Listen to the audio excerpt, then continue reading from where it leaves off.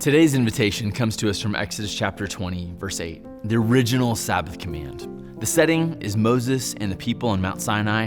They've just been shockingly and swiftly delivered from slavery in Egypt, brought into this brilliant freedom. And now God says, because I am who I say I am, this is how I'm calling you to live. Your life is meant to reflect my love and my way. So listen up.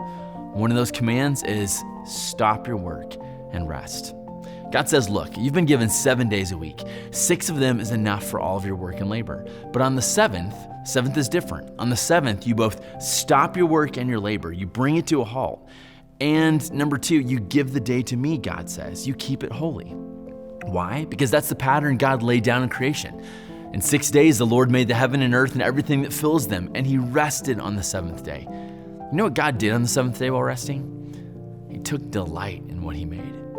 Think about it. God said this to people who had been slaves. They'd never known a day off.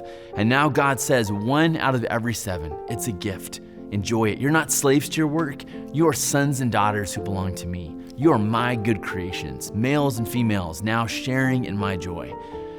So what? Well, sometimes we think a Sabbath day means sitting around with long faces, just doing nothing.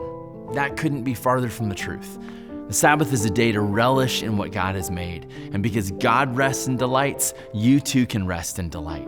And so on this week, on your Sabbath day, get out into God's creation. Go for a walk. Breathe the cold, deep air.